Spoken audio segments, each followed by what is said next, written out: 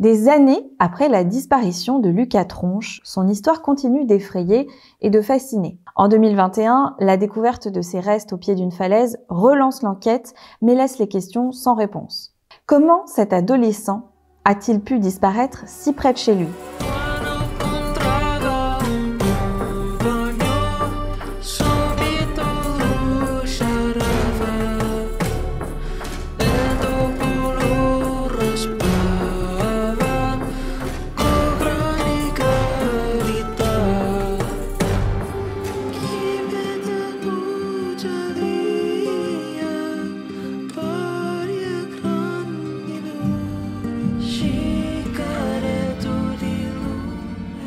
Aujourd'hui, on parle de Lucas Tronche, un adolescent de 15 ans, un jeune garçon discret et studieux, passionné par les sciences et la natation.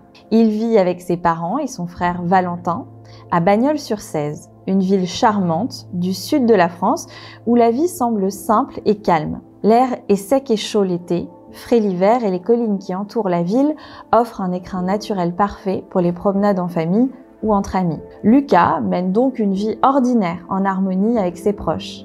Les jours s'enchaînent, ponctués de ses cours au collège et de ses entraînements de natation hebdomadaires. Des photos de Lucas défilent, lui dans sa chambre avec ses parents et ses amis. Rien dans son regard ne laisse présager un quelconque malaise. Le 18 mars 2015 est un mercredi comme les autres. Ce matin-là, Lucas va au collège, comme tous les jours, et il assiste à ses cours, puis il rentre chez lui dans l'après-midi. La lumière chaude du sud baigne les rues tranquilles de Bagnols-sur-Cèze et tout semble à sa place. Mais ce soir-là, quelque chose cloche. Lucas devait se rendre à son entraînement de natation avec Valentin, son frère, comme chaque semaine. Mais ce soir-là, il semble distant, un peu hésitant. Vers 17 h, Valentin quitte la maison pour aller à la piscine, pensant que Lucas le suit. Mais Lucas ne partira pas. Ses parents, habitués à la ponctualité de leurs enfants, s'inquiètent d'abord d'un simple retard. Mais à mesure que les minutes passent sans nouvelles, l'inquiétude prend le pas. Le téléphone de Lucas reste désespérément muet. Il semble avoir disparu sans raison, sans explication même. L'horloge avance inexorablement et dans la maison, les regards s'échangent. L'angoisse grandit à chaque appel infructueux. Ce mercredi, Lucas, le jeune garçon sans histoire, plonge sa famille dans une tourmente inattendue. Ce qui aurait dû être une soirée tranquille se transforme en un mystère inquiétant, un silence qui s'épaissit à mesure que la nuit tombe sur Bagnols-sur-Cèze. Lorsque Valentin rentre à la maison le 18 mars 2015, il s'attend à retrouver Lucas, pensant qu'il a simplement changé d'avis et décide de ne pas l'accompagner à la piscine. Mais Lucas n'est pas là. Au départ, les parents de Lucas, Nathalie et Eric, ne s'alarment pas, imaginant qu'il est peut-être allé voir un ami. Mais alors que les minutes s'écoulent, sans aucun signe de sa part, l'inquiétude, évidemment, commence à grandir. Leur première idée est de contacter des amis proches, des voisins et même des camarades de classe de Lucas. Peut-être qu'il est chez l'un d'eux, pense Nathalie, essayant de se rassurer.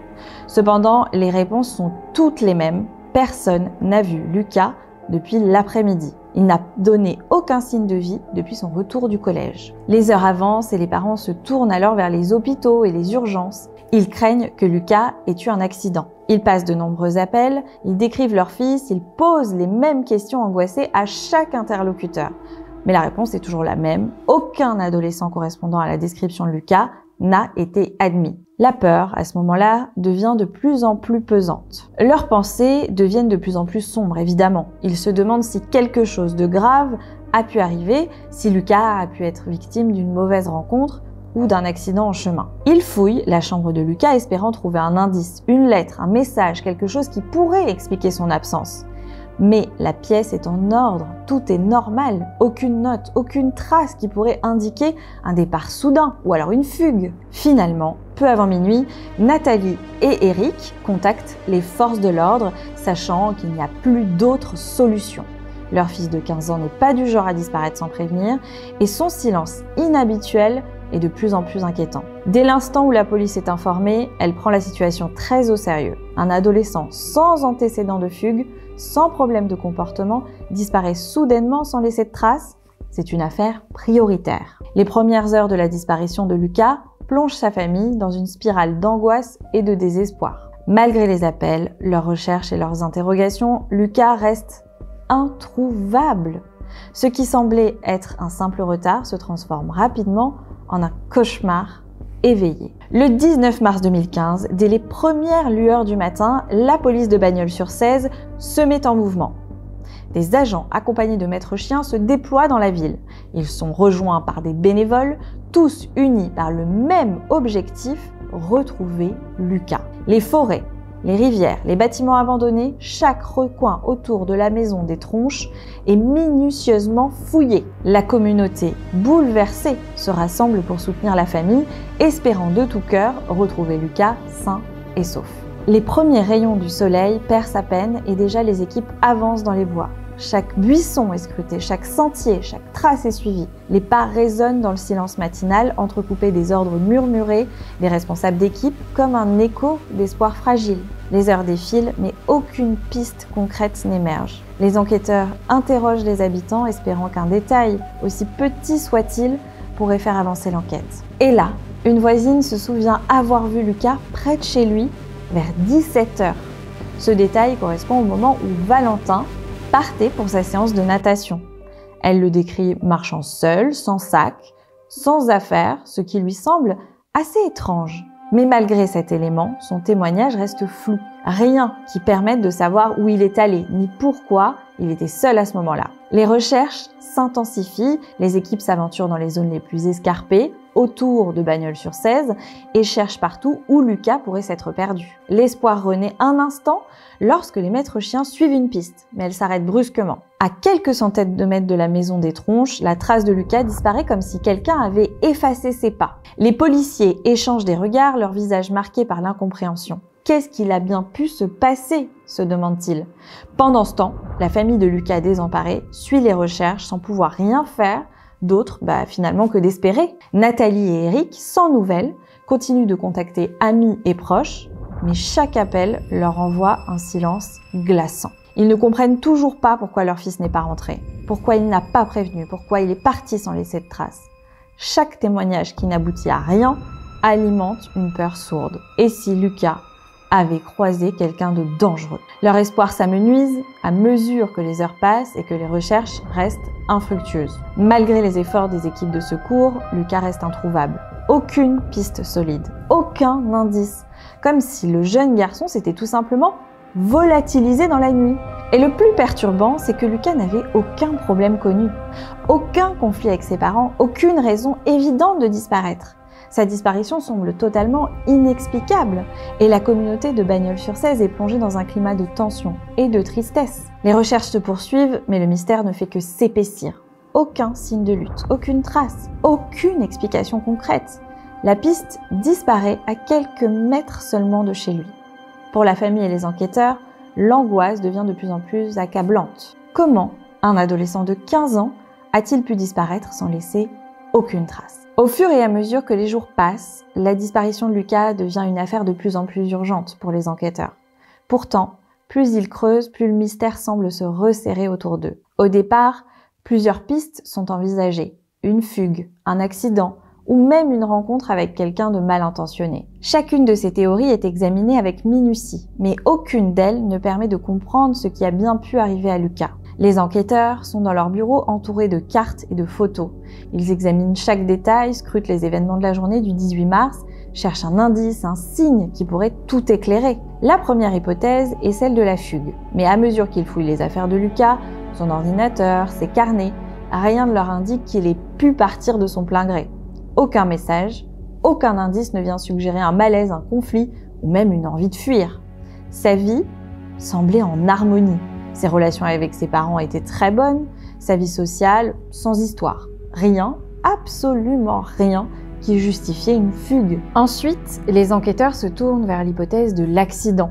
Peut-être que Lucas s'est perdu dans les bois ou qu'il est tombé dans un ravin en explorant les environs. Les recherches se poursuivent dans les zones naturelles autour de Bagnols-sur-Cèze. Les falaises, les rivières, les bois sont examinés, mais malgré les efforts des secours, aucun signe de chute, aucun indice d'accident n'est découvert. Même avec l'aide de drones et de chiens spécialisés, c'est comme si Lucas avait disparu dans l'air. Puis, les enquêteurs se tournent vers une piste bien plus sombre.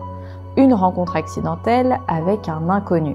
peut-être quelqu'un qui l'aurait croisé sur son chemin. Des messages sont envoyés aux habitants, des appels à témoins sont publiés, mais là encore, aucun résultat concret. Les enquêteurs interrogent les gens du quartier, ils cherchent à savoir si quelqu'un aurait vu Lucas avec un inconnu ou aurait remarqué quelque chose d'étrange. Les pistes numériques sont également explorées. Les enquêteurs se demandent si Lucas n'aurait pas eu des contacts en ligne sans que sa famille en ait connaissance. Ses comptes sur les réseaux sociaux sont passés au crible, ses dernières interactions sont étudiées, mais rien ne ressort. Aucun message suspect, aucune rencontre prévue. Les semaines passent et les pistes semblent s'évanouir une à une. L'hypothèse de la fugue s'effondre, l'accident paraît de plus en plus incroyable et la possibilité d'un crime, bien que très préoccupante, n'a aucune base solide. Pour la famille de Lucas, l'attente d'une réponse devient insoutenable. Ils se demandent, terrifiés, s'ils ne vont jamais savoir ce qui est arrivé à leur fils. Et pendant ce temps, l'affaire devient un véritable phénomène médiatique. Les spéculations et les rumeurs s'intensifient. Fugue, accident, crime, aucune hypothèse ne donne de réponse claire. Les années passent et l'affaire Lucas Tronche, malgré les recherches sans relâche, reste un mystère non résolu. Malgré des appels à témoins, des pistes explorées et des théories multiples, aucune n'a permis de retrouver Lucas. 6 ans après sa disparition, en 2021, l'enquête prend un tournant. Des équipes spécialisées dans les disparitions non résolues sont appelées à reprendre les investigations depuis le début, armées de nouvelles technologies et d'une détermination renouvelée. Les nouveaux enquêteurs plongent dans les dossiers. Ils scrutent des cartes et des photos. Leur concentration est intense. Chaque détail est examiné à la loupe. L'atmosphère est lourde de tension. Chacun cherche le petit indice qui pourrait faire basculer l'enquête. Les enquêteurs décident de reprendre les recherches sur le terrain. Ils se concentrent sur des zones plus escarpées qui n'avaient pas été explorées de façon approfondie dans les premières semaines suivant la disparition de Lucas. Ils se dirigent vers des lieux reculés autour de Bagnols-sur-Cèze, là où Lucas pourrait avoir erré ce jour-là.